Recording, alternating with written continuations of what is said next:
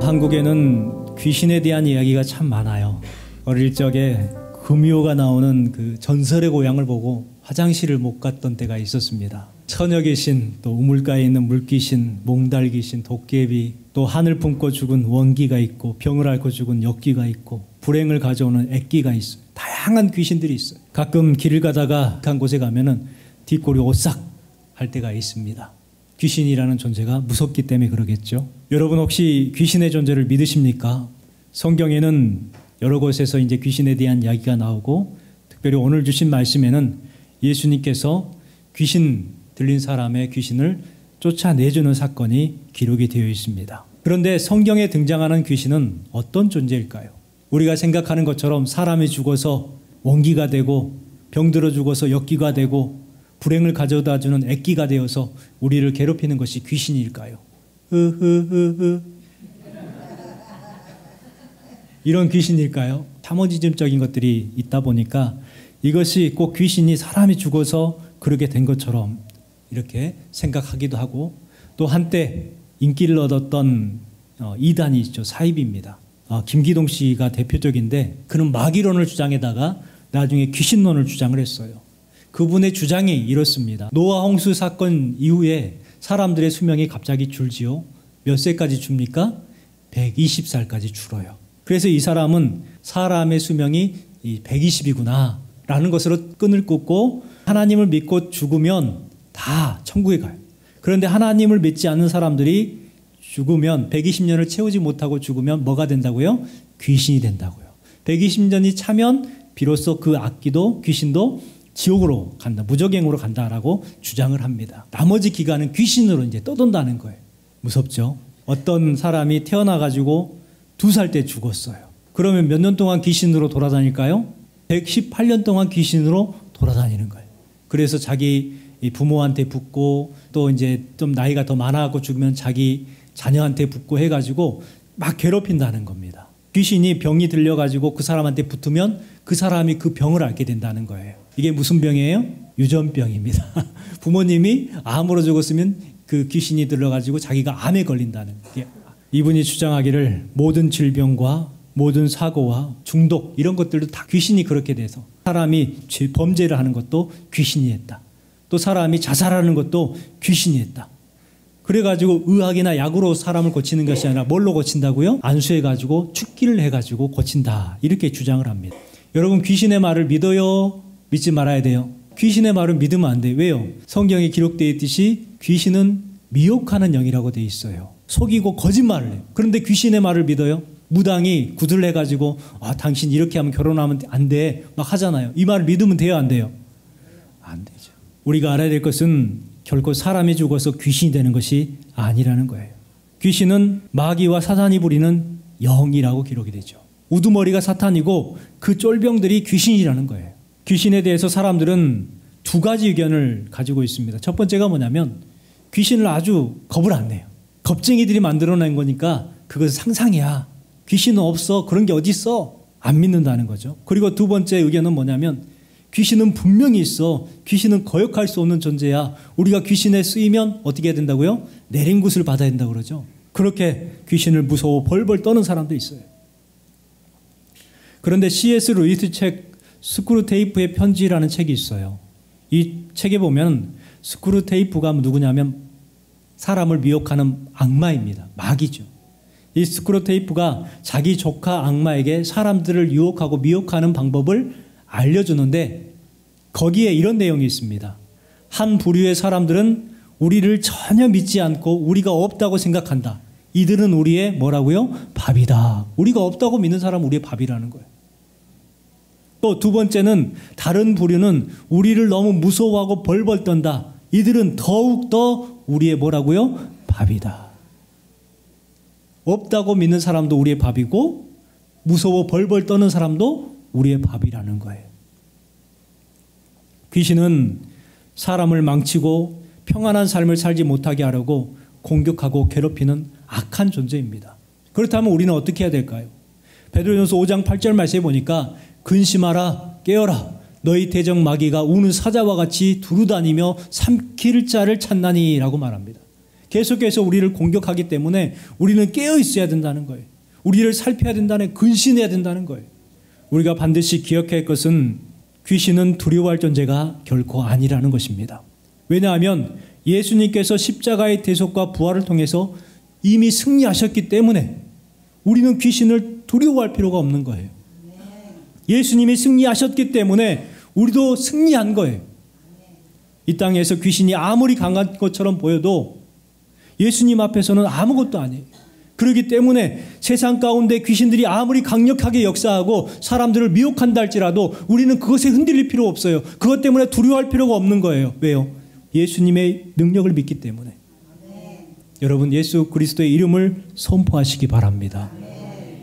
예수님께서 제자들과 함께 배를 타고 갈릴리 호수를 건너서 거라사인의 지방에 오게 되셨습니다. 이 지역은 데가볼리라는 지역인데요. 이 데가볼리는 이방 땅입니다. 그곳에는 그리스 로마 문화가 지배하는 그러한 지역이었는데요. 그래서 그리스와 로마, 오만 잡다한 신들이 거기 다 있는 거예요. 그 데가볼리에 그 신전들이 가득했어요. 거기에는 귀신이 많은 지역이죠. 예수님과 제자들이 배에서 내리자마자 누가 뛰어왔다고요? 귀신 들린 사람 하나가 뛰어옵니다. 얼마나 귀신의 역사가 많았으면 내리자마자 귀신 들린 사람이 뛰어왔다는 거예요. 이 사람은 악한 귀신 들린 사람이요, 무덤에서 사는 사람이라고 기록되어 있습니다. 율법에 보면은 시체를 만지는 것은 부정하죠. 또 무덤은요, 매우 부정적인 것으로 되어 있습니다. 그렇기 때문에 여기에서 알 수 있는 게 뭐냐면 그 사람도 부정한 사람이요, 장소도 부정한 장소요, 그 지역도 부정하고 그 땅도 부정한 거예요. 그런데 예수님께서 그 부정한 사람을 만나기 위해서 위험한 폭풍을 뚫고 예수님께서 찾아오셨다는 거예요. 갈릴리 호수를 건널 때에 폭풍이 닥친 거예요. 폭풍이 닥쳤으면 그냥 다시 돌아가자 해야 될 텐데 돌아가지 아니하시고 거라사 지방으로 오셨다는 거예요. 철저하게 버려진 인생, 완전히 실패한 인생. 그는 무덤가에서 짐승처럼 살고 있었습니다. 아주 처참한 인생이었죠. 옷도 입지 아니하고 무덤에 살면서 짐승처럼 울부짖는 사람이었어요. 그 사람을 예수님께서 찾아오셨어요. 28절 말씀을 읽어보겠습니다. 예수를 보고 부르짖음에 큰 소리로 불러 이르되 지극히 높으신 하나님의 아들 예수여, 당신이 나와 무슨 상관이 있나이까? 당신께 구하노니 나를 괴롭게 하지 마옵소서 하니. 마가복음에 보면 이 사람은 돌로 자기 몸을 긁어서 자해하는 사람이라고 기록되어 있습니다. 이런 사람 보신 적 있으십니까? 돌로 자기 몸을 긁어가지고 온몸에 피가 흐르고 온몸이 더럽고 냄새나고 짐승처럼 울어댑니다. 눈에는 살기가 있었을 거예요. 제자들이 그 모습을 보고 얼마나 무서웠을까요? 그런데 예수님께서는 그 사람에게 묻습니다. 내 이름이 무엇이냐? 30절 말씀 읽어보겠습니다. 예수께서 내 이름이 무엇이냐 물으신즉 이르되 내 이름이 무엇이냐 하고 묻죠. 그러니까 귀신 들린 사람이 뭐라고 대답합니까? 군대라 이렇게 말합니다. 이 군대라는 것은 레기온입니다. 6,000명 정도 되는 사단인데요. 얼마나 많은 귀신들이 그 사람 안에 있었으면 레기온이라고 했을까요? 완전히 소름 끼치는 이야기죠. 여기서 생각해 볼 점이 한 가지가 있습니다. 이런 사람을 만나고 싶겠어요? 피하고 싶겠어요? 피하고 싶겠죠. 괴성을 지르고 엉뚱한 행동을 하고 눈빛에는 살기가 있는데 냄새가 나고 피하고 싶겠죠. 그런데 예수님은 어떻게 하셨다고요? 일부러 그 사람을 찾아서 만나셨다는 거예요. 이곳에 오시지 않더라도 아무도 예수님한테 왜 거기를 안 갔냐고 비난하는 사람이 없었을 거예요. 환영받는 곳으로 얼마든지 갈 수 있었을 거예요. 왜 이런 사람을 만나셨을까? 그 이유가 뭘까요? 한 가지입니다. 영혼 구원을 위해서 오셨습니다. 이 병들고 귀신에게 붙잡힌 영혼 때문에 예수님께서는 그 사람을 만나기 위해서 오셨다는 거예요. 세상에서는 다 버림받고 세상 사람들은 다 외면하지만 예수님은 그 사람을 만나기 위해서 오셨다는 거예요. 우리 주님은 이와 같으신 분이십니다. 우리가 예수님을 만나게 되었고 구원을 받는 삶을 살아가게 된 줄 믿으시기 바랍니다. 그렇다면 예수님은 오늘 주신 말씀에 어떤 분으로 기록하고 있는지 한번 살펴봤으면 좋겠습니다. 가장 먼저는요, 예수님은 온전히 회복시켜 주시는 분이라는 것을 알 수가 있습니다.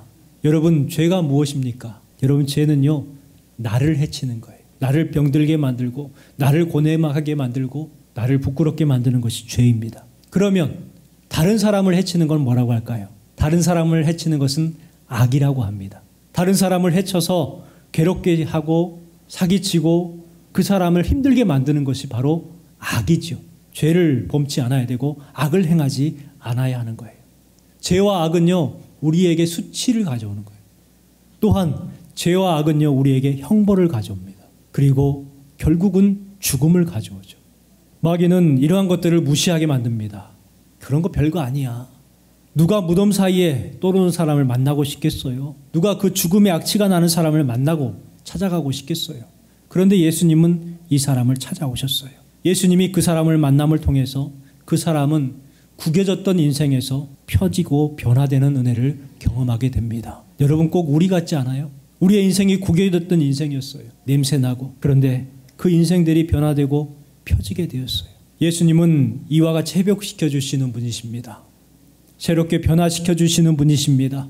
피곤한 자에게 능력을 주시고 무능한 자에게 새 힘을 주신다고 말씀하고 있습니다. 여러분, 지금 여러분의 삶은 어떠십니까? 은혜와 거리가 멀고 마음 가운데 저주를 품고 악을 부리고 유행에 따라 세상 사람들이 살아가는 것처럼 살아가려고 하지 않습니까? 그래서 다시금 죽음의 냄새를 풍기고 있지는 않으십니까? 은혜가 떨어졌다는 증거예요. 여러분 삶이 예수님을 온전히 만남을 통해서 인생이 펴지고 삶이 펴진 은혜가 함께 하시기를 주님의 이름으로 축원합니다. 예수님은 물질보다 영혼 구원을 귀하게 여기십니다. 예수님을 보자마자 묻습니다. 지극히 높으신 하나님의 아들 예수여. 금방 알아보잖아요. 예수님이 어떤 분이신지 하나님의 아들임을 그들이 알아봐요.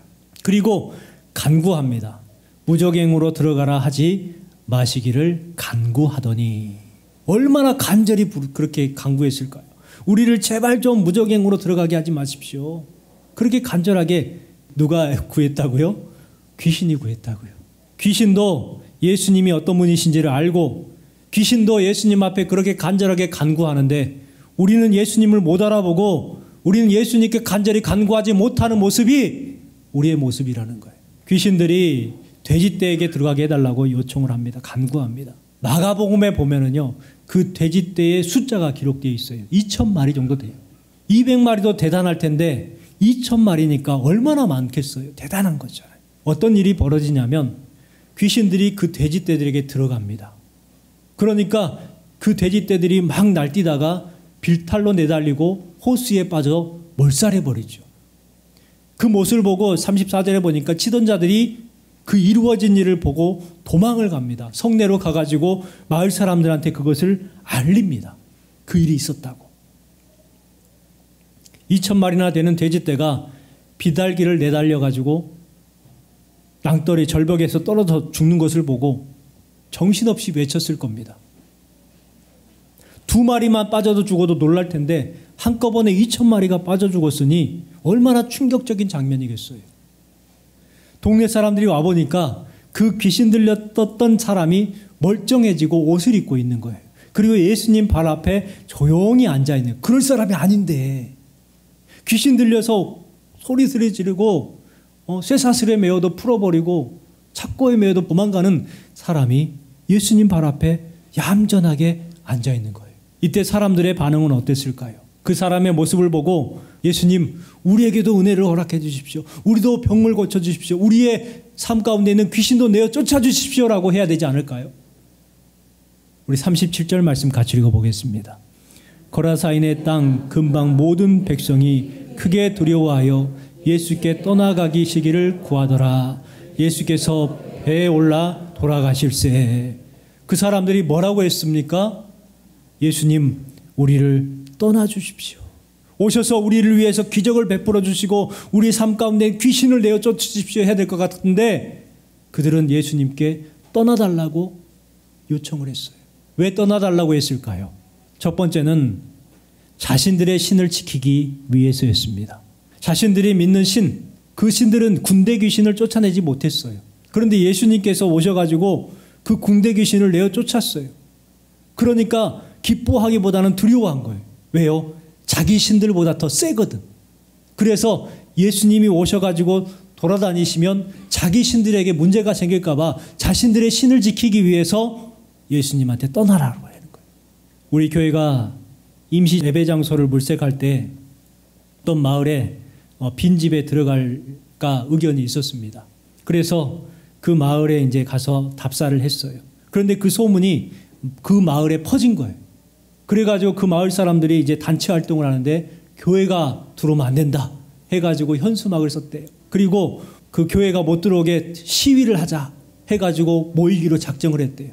그래서 제가 너무 황당해갖고 이유가 뭐냐고 여쭤봤더니 뭐라고 했게요? 자기 신들이 못 온다고. 자기 신들이 못 온다고. 그래서 교회를 못 들어오게 한다는 거예요. 여러분 이상하지 않으세요? 교회가 들어가서 그 귀신들을 다 내어 쫓아주면 좋을 텐데 오히려 자기 신들을 지킨다고 교회를 못 들어오게 한다는 거예요. 이 데가볼리 사람들하고 똑같아요. 그런데 세상 사람들이 그래요. 세상 사람들이 예수님을 믿으려고 하면 못 믿겠다는 거예요. 왜요? 자기 조상신이 있기 때문에. 조상신을 지켜야 된다고. 여러분 얼마나 무능한 신입니까? 사람이 신을 지켜요? 신이 사람을 지켜야지 사람들이 신을 지키고 있는 거야. 얼마나 무능합니까? 두 번째는요. 자신들의 재산을 지키기 위해서 예수님께 떠나달라고 했습니다. 유대인들은 돼지를 부정한 동물로 여겼습니다.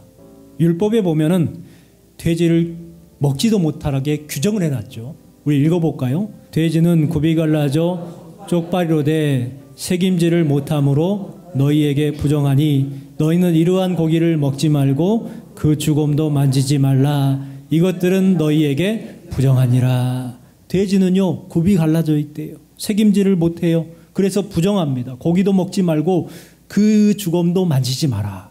너희에게 부정하다. 이렇게 레위기 말씀에 기록이 되어 있어요. 그래서 팔레스타인 지방에는 돼지가 없습니다. 유목생활을 하는 사람들에게는 이 돼지는 맞지 않는 거예요. 돼지는 걸음이 느려요. 잡식입니다. 그러다 보니까 돼지는 키울 수가 없고 또 고기도요 금방 부패해버려요. 그래서 유목생활에는 전혀 맞지 않아요. 이 거라사 지방은 좀 달랐습니다. 거라사 지방은 주로 뭘 키웠을까요? 돼지를 키웠어요. 이방 민족들이 수많은 신들에게 바치는 제물이 뭐였을까요? 바로 이 돼지였어요. 돼지로 제물을 바칩니다. 우리나라도 무당들이 구슬하면서 뭘 바쳐요? 돼지 머리. 돼지 머리에다 뭘 꼽아요? 돈을 다 꼽잖아요. 콧구멍에다 꼽고 귓구멍에다 꼽고. 그렇게 부정한 것을 머리를 갖다 놓고 우상을 섬긴다는 거예요. 그런데 예수님께서 들어오셔서 2,000마리의 돼지를 한꺼번에 몰살시켜버린 거예요. 그 사람들 입장에서 얼마나 불쾌하겠습니까? 자신들의 그 모든 소유, 재산 그런 것들이 다 뺏기게 되는 거예요. 그래서 놀라운 기적을 직접 눈으로 보고 경험함에도 불구하고 그런 돼지들을 지키겠다고 예수님한테 떠나다고. 여러분 세상이 그렇습니다. 돈을 사랑하잖아요. 그래서 금으로 뭘 만들어요? 황금 돼지를 만들죠. 돼지 꿈을 꾸면 길몽이라고 해서 뭘 사요? 복권을 사고 로또를 삽니다. 그리고 돼지 머리를 앞에 놓고 비나이다. 정성을 들이죠. 영혼 구원에는 별로 관심이 없습니다. 그런 소리 하면은 싫어합니다. 생명보다 돈이 더 귀하다고 여기는 세상. 돈 때문에 배신을 하고 돈 때문에 사람을 죽여요. 귀신이 충만한 세상 가운데 살지만 귀신의 속임수에 빠지지 마시고 성령 충만하시기 바랍니다. 사람들마다 돼지를 바라보며 살지만 우리는 하나님을 바라보고 살아야 합니다. 돼지의 특징이 뭔 줄 아세요? 돼지는요 하늘을 보지 못해요. 돼지는 뭘 봐요? 땅만 봐요. 세상이 그러잖아요. 세상은 땅만 봐요. 하늘을 볼 줄 몰라요. 그러나 우리 믿음의 성도들은 하늘을 바라보는 삶을 살아가야 줄 믿습니다. 섬김받기보다 사명을 귀하게 여기십니다. 예수님은 섬김받기보다 사명을 귀하게 여기셔요. 귀신 들렸던 사람이 고침받았어요. 철저하게 버림받고 가족들도 외면했던, 그래서 무덤에 살 수밖에 없었던 그 사람이 예수님을 만남을 통해서 고침을 받았어요. 그러니 얼마나 감사하겠습니까? 그래서 예수님이 가시는데 예수님, 제가 예수님과 함께 하겠습니다. 그랬더니 예수님께서 뭐라고 해요? 집으로 돌아가라. 하나님이 내게 어떻게 큰 일을 행하셨는지를 증거하라. 성내에 전파하라. 이렇게 말하죠. 예수님 입장에서는 그 귀신 들렸던 사람이 온전케 되어서 자기를 따른다는 거예요. 자기를 섬긴다는 거예요. 얼마나 좋겠어요. 제자들보다 아마 더 열심히 섬겼을 거예요. 제자들보다 아마 자기의 목숨까지도 걸고 내어놓으면서 예수님을 따를 사람이 바로 그 사람 아니었을까요? 십자가 달리는 그곳까지 따라갔던 그 여인처럼 아마 이 군대 귀신 들렸던 이 사람이 예수님을 따랐다면, 섬겼다면 더 열심히 섬길 수 있었을 거예요. 그런데 예수님께서는 그 섬김을 기뻐했어요? 안 기뻐했어요? 기뻐하지 않으셨어요. 아니다. 집으로 돌아가라. 네 사명을 감당하라는 거예요. 하나님이 내가 어떻게 큰 일을 행하셨는지를 사람들에게 말하라.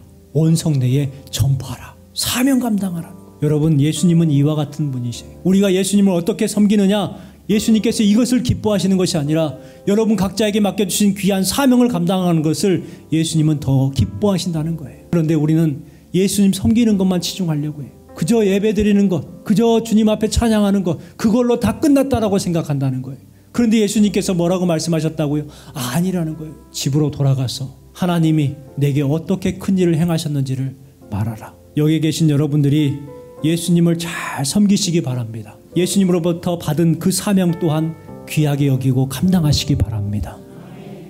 여러분, 우리는 귀신의 권세, 마귀의 권세로부터 해방을 얻었습니다. 치유의 역사를 경험했습니다. 그렇다면 우리도 이제 우리의 삶에서, 우리의 가정에서, 우리의 일터에서 이와 같은 치유의 사명을 감당해 나가야 될 줄 믿습니다. 여러분, 귀신은 두려워할 존재가 아니라 예수 그리스도의 이름으로 물리치고 담대하게 삶을 살아가심을 통해서 여러분의 삶에 모든 구겨졌던 것들이 활짝 펴지는 역사가 임하시기를 주님의 이름으로 축원합니다.